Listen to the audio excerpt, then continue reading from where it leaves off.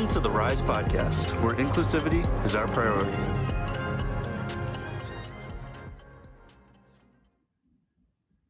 Hello, everybody. Thank you for tuning in to my second episode here at the RIISE podcast. And today, for our episode, we have the guest that goes by the name of Shelby Gruss. Shelby, can you say hi? Hello, everyone.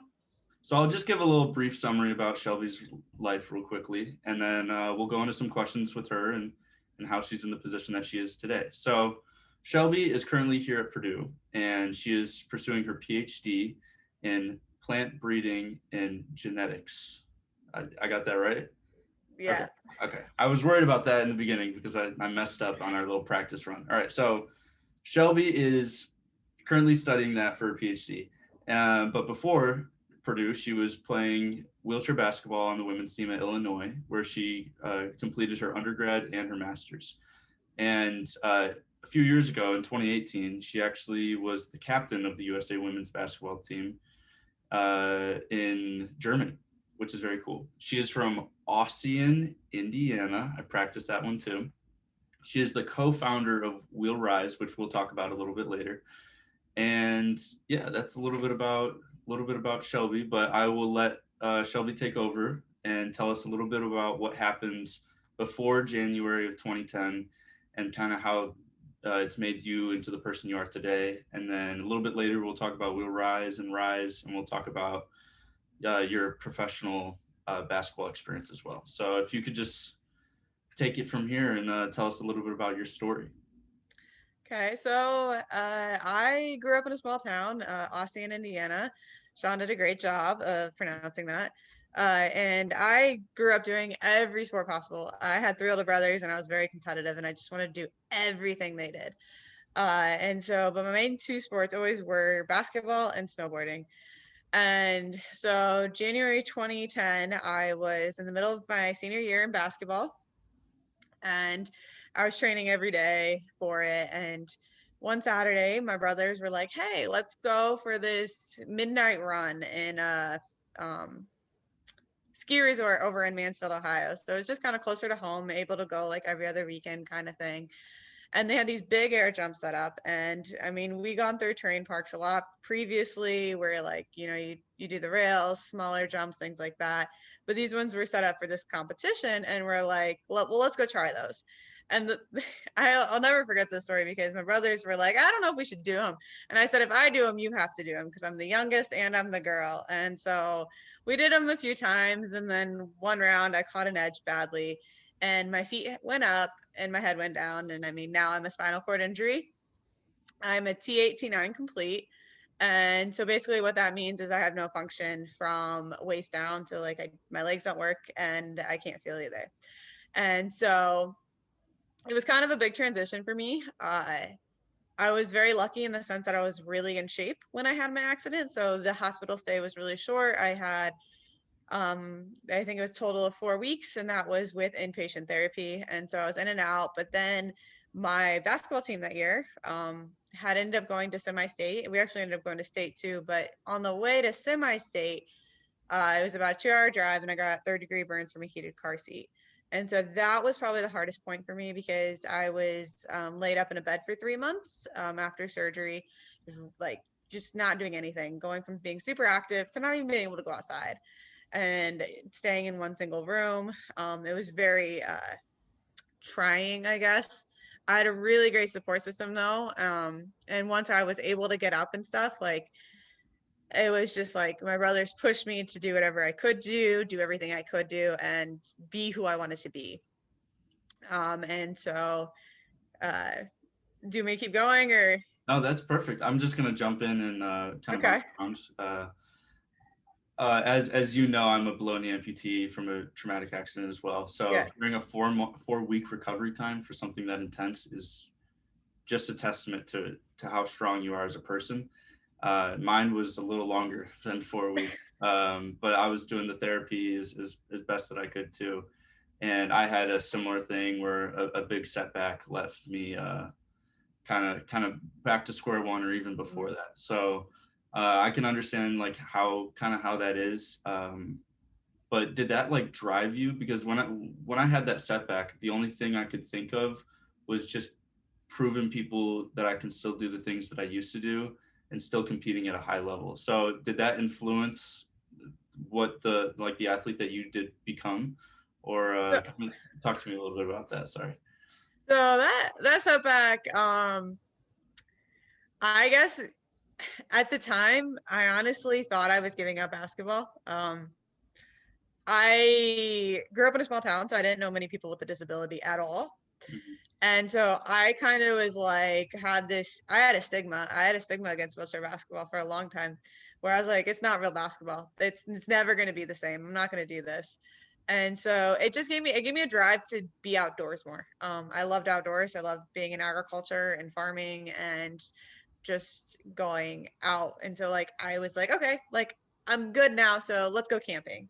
And so that was like the first thing it made me do. But when I say like I had a stigma against wheelchair basketball, I did. And then once I played it one time, I was like, okay, game over. I'm back in. I want to do this full time. Like I love it. It's amazing. Just learned you cannot sidestep, and I got burned a lot because you cannot sidestep. Yeah, I it was funny. So for the viewers, I'm a little bit newer with my accident, and I'm a little bit newer with wheelchair basketball. I played for a few months on the Detroit team, but Shelby literally rocked my world when we got back to Purdue and left me on the ground because I was too slow, and she wanted to get through me. And that's the sport. That's the sport. And I learned very quickly that if I'm going to continue to play this, I gotta I can't be lazy. Like the same thing, sidestepping. I was a ball player in high school too, where I can rely on my speed or my athleticism to catch up. But wheelchair basketball is a brain game, and that one got me. So I just wanted to point that out there that I kind of had that similar thing too. And if people are kind of know our situation and have been in our situation before, they can definitely sympathize. So I just wanted to point that out because it's hilarious. Don't let Sean fool you though. He's a great shooter. So like he's put a couple up in my face too. So Yeah, that did feel good. That did feel good. I was a little sore the next day, but it did feel good. yeah. So I just wanted to kind of transition a little bit more into just being a college student and kind of dealing with this transition, because you're on your PhD, which means you've had enough time to do masters and undergrad. So Yeah. this was still kind of fresh when you were going to college. I was a year fresh when I showed up here with my disability. So talk to me a little bit about your transition to becoming the person that you are, because that's kind of the focus of this podcast, is to talk about the person and not the disability. I want Okay. people to hear your story, but I want to hear more about the personal transition that you've had to go through, and maybe unique questions that you've never even talked about. So like being this young kid that's going to college and maybe gaining more confidence the more times you stepped out in that wheelchair to play ball. Okay. So when I started off college, I was supposed to go to Montana State University in Bozeman, Montana, and I was gonna go for wildlife conservation officer, or wildlife conservation is what the degree was. And it was going through the woods, looking at different things. It was right next to Yosemite National Park, and I was just so not Yosemite, Yellowstone, sorry, Mhm. Yellowstone National Park, and like a lot of the classes actually went there and stuff. So I was like super excited, and then I had this injury, and I was just like, can I even do this anymore? Can I do this successfully to the point where I want to do it? And I ended up not going to Bozeman. My for year right after my senior year, I decided I was going to kind of take a year off, especially after I had my burns. I basically was up for a month before I was supposed to leave, and I hadn't even learned how to live yet. And so I took a year home. I ended up working a full-time job as a teller at a bank and did some other things. And then when that next year came around, I was like, I don't know, this is the right decision for me anymore. It wasn't even just the fact that I didn't think I could trample through the woods, because like they're pretty dang big mountains out there. And I felt like I was gonna be missing something the entire time I was there. Like I was gonna be missing the aspect of why I wanted to be there. And so I ended up going to IPFW for 2 years for my undergrad, and it was in biology. And I was set up to actually go to Purdue for my undergrad. And it was to set up to go into basically what I'm in now is in agronomy and plant breeding and genetics. And so what happened is me and a friend started a team at IPFW for wheelchair basketball for a year, and we played the Illinois team. And let's just say it was not a pretty game. We lost by like 70 points, and it was miserable. And so my coach there was like, if you want to get good, you need to go somewhere that's good. And so I ended up at Illinois. I actually never saw the campus before I went. I signed papers to say I'm going to play basketball with you. And I showed up one day and the coach was like, I really didn't think you were coming. And I was like, yeah, nope, I'm here. And so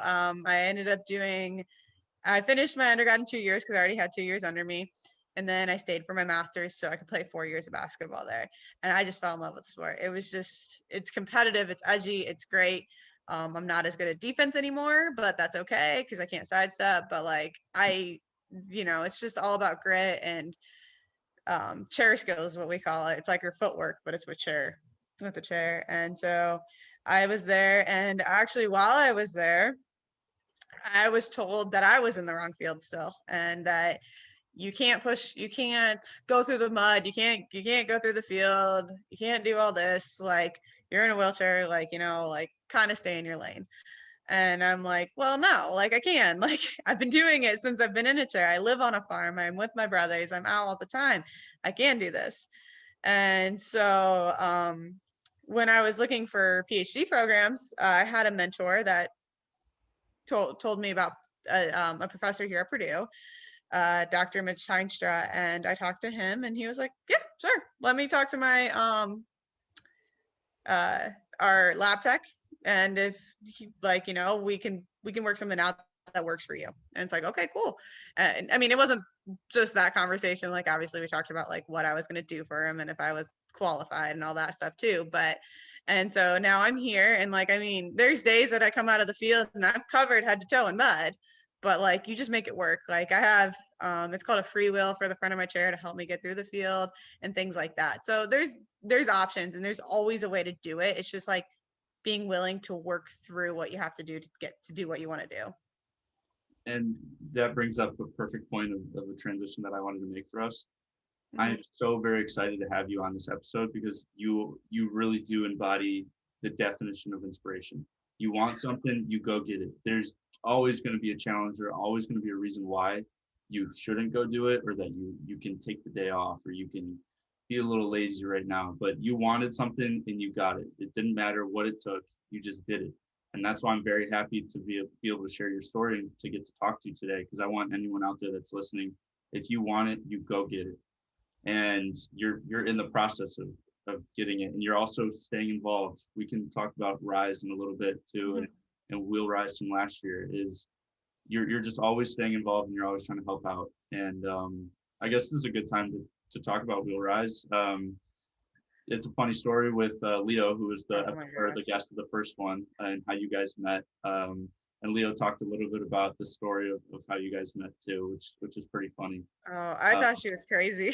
Yeah, I've thought that many a times before, but she is just very passionate and wants to see change. She's an amazing person. Yeah, one of the best people I've met in a very, very long time. Yeah. So yeah, talk to me a little bit about We'll Rise.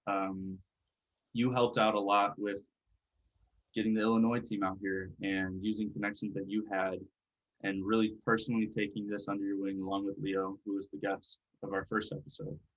So talk to us a little bit about We'll Rise, and how you're even still pursuing your PhD, and you're still helping out. So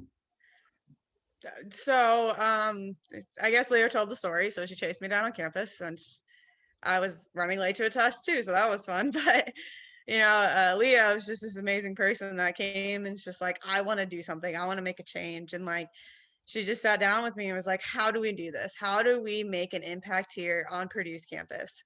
And so we started talking about this event. And I got to admit, the first time we talked about it, I thought, okay, we're going to talk about it, probably never hear from this girl again, and stuff. And then like a month or two later, she calls me up and she's like, we got all this support and like, how do we bring people here? And so I'm still close to almost everybody at the Illinois campus, and I'm really close with the head coach, Steph Wheeler. And Steph Wheeler is amazing with like bringing awareness to disabilities and bringing awareness, especially to the sports. She is pretty sure she's gone to the Paralympics 3 or 4 times. She coached in Rio, got gold there, and she's just an amazing athlete and coach. And so I called her up and I was like, hey, would you be interested in coming over to Purdue's campus for a game? And she's like, well, yeah, of course. Like, we'll bring the teams over and we'll do this. And like, I mean, all the athletes that came were super enthused about it. They were loving it. They were like, no, like we were treated so well. Purdue did everything for us, and like they were just having a ball there. And so this event just kind of kept coming and building more and more. And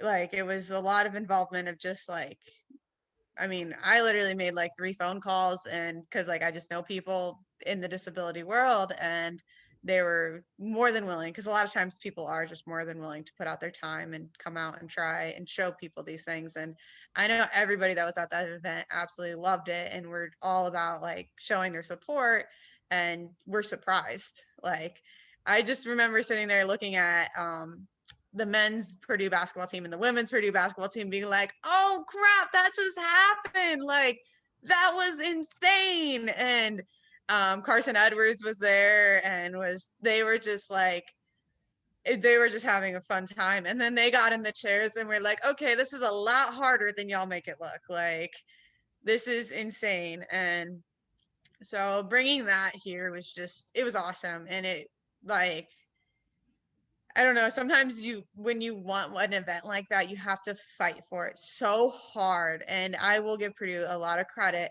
that they were just so willing to help us with that. And they were willing to help fund us with that and give us the support we needed to bring it here and like continue. And now we have the RIISE Club where this podcast is coming from and stuff. So Yeah, I just wanted to point out how funny it was to see these people that play basketball for a living hop in a basketball game that isn't like their own and just have a complete shock to their world. And I talked about this in the first episode with Leo as well, where the first time I saw Leo get into a chair, she was like, how do I turn left? Like, how do I go?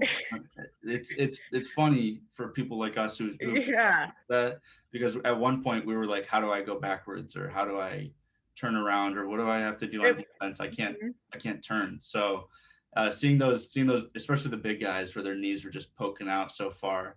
Oh my God. Yeah, it was pretty fun to see that. And that event is essentially like this podcast is a virtual version of that event, where it's an eye-opening experience for people that might not know too much about the disabled world and the disabled community. And it's our intention to kind of just open their eyes and to teach people and to help people learn in a non-judgment or a judgment-free zone. So we're not going to get mad at people for not understanding the Paralympics. We're here to teach people and inform people. So, and We'll Rise is an event that we would love to host again sometime in the future.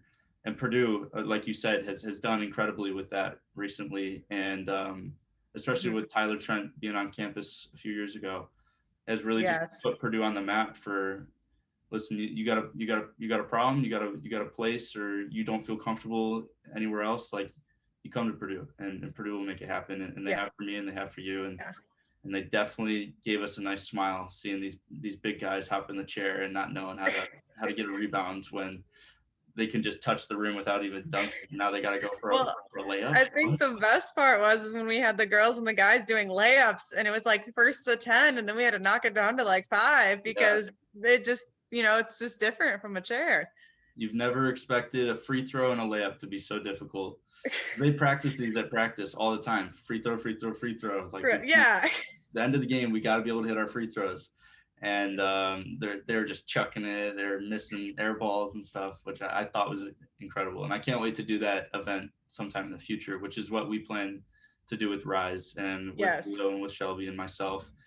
and with Ryan, Kelsey, and Noah, and all of the other members on our directors and our committee members, we're very committed to being this type of inclusive in the community. So we're excited to see where this goes. But first with COVID, and I'm actually in quarantine right now, and it's been pretty difficult with COVID and stuff like that. But this is how we're navigating right now is a podcast, get the virtual word out there. So one day we can get a physical event going and we can have enough support and power behind it. So I do want to go towards another direction, which is another direction that I want to go in with this podcast is I want people to understand, like, get to know the person, not the story. I think I said that earlier.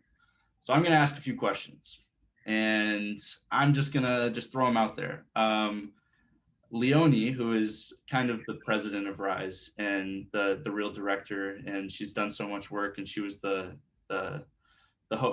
guest on the first episode. She sent me a list of 43 rapid fire questions. Okay. And I saw one of the questions and I just had to ask, if you were to medal in any Olympic sport, what would it be? Okay, well, I mean, if you're saying Olympic sport, snowboarding. But if you're saying Paralympic sport, wheelchair basketball, of course. Well, here at RIISE, we consider Paralympic sports to be Olympic sports and vice versa. So I wish it would just be one name. And that's okay. I gotta admit though, as a kid, I grew up wanting to be an Olympic snowboarder. And so when you said that question, I kind of laughed in my head about that. But I mean, I really would love to be on the Tokyo team and win an Olympic medal for wheelchair basketball. Like, of course, that would just be amazing. You said snowboarder when you were younger. Was that your dream job growing up? Oh yeah, 100%. Yeah. I was in love with Shaun White. Like, well, who wasn't? He was like my idol. Like that red hair and stuff. I had a lot redder of hair when I was younger too. So like I was like, I'm like your twin. Yeah, I think he's a little bit older, but that's okay. Only 5 years. I did the math a long time ago. You did the math before. Wow, this is serious. Hopefully this podcast blows up so we can hear from Shaun White. Let's see. I'm trying to think of some of the other ones. If you could change your name, what would you change your name to?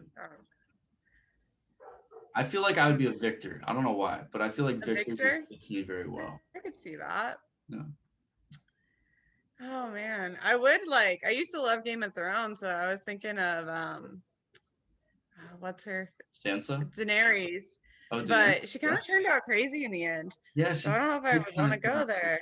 I like Sansa though. Sansa was pretty badass in the end, so I'll say Sansa. She was.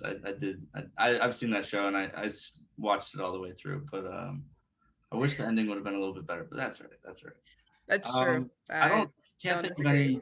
What's your favorite movie? Let's hear that one. I'm trying to make you uncomfortable, put you on the spot. Let's hear the real. That one is an uncomfortable question because I really have no idea. I watch everything. Like if it's Christmas time, I'm obsessed with the Hallmark movies and Elf. Outside of Christmas time,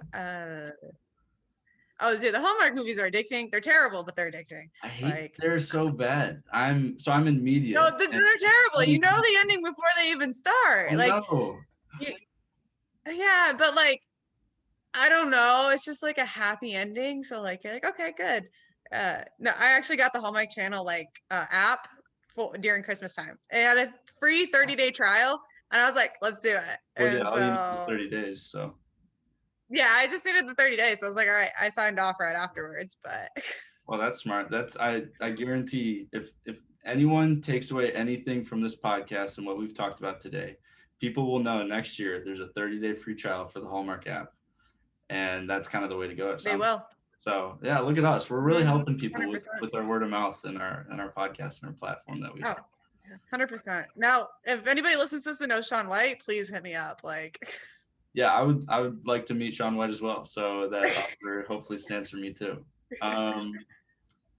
Is there anything else you want to talk about? I'm trying to give this platform to the people that don't, of course, need to say something, but you deserve to be in the spotlight as much as you want. So if there's anything that you want to say to the people, if there's anything you would like to see changed, doesn't really need to be an answer to that question. But I guess just being open-minded. Don't shut your opportunities off just because you don't think you can do it. There's so many different options, and I've learned one of the things that somebody told me once is like it's always a no if you don't ask, but if you ask, like you never know. And I wasn't going to actually do my PhD for a long time. I never thought I would. And my mentor was like, why not? And so that's how I turned into it. But like, don't shut yourself off for anything, like whether it's a job opportunity or a sport you think you can play and stuff. Give yourself that opportunity, like try. I mean, and sometimes you may have to do something differently, but differently doesn't mean bad. It's just different. That's all it is. Like, do what you can and work. And sometimes you might have to work harder than somebody else because, the, like, getting through a field, let's be real. Somebody that's walking through the field compared to me pushing through a field, yeah, it's a little harder for me to push through the field, but that's what I wanted to do. And so sometimes you have to work harder, but like, you can do it. I love that. I think that's a very good place to leave this episode too. That follow your dreams, and you're the only person stopping you from the success that you want and you desire. So, thank you so much for hopping on the podcast and talking to me today. I've known you and Leo personally for a while, so the next episode probably, I hope it's as comfortable as it is, but it really just felt like a conversation today. And I'm really happy that you got to share your story and that you got to tell people a little bit about yourself. And what you said, you said, if you ask, it's a no, but you never know if you don't ask, something like that. I love that. I must If you have, don't ask, it's a no. if you don't ask, it's a no. Yes, I butchered it, but I do love that. And I think that's a very good place to leave it for today. So I just wanted to thank you for coming on. Thank you for the viewers for stopping in and saying hi. And as always, we'll leave Shelby's information down below if you want to see those muddy photos of her in the field. Pretty sure you have a few on your Instagram. But yes, I wanted to thank you for coming out. Thank you, everyone. Have a good day, everyone.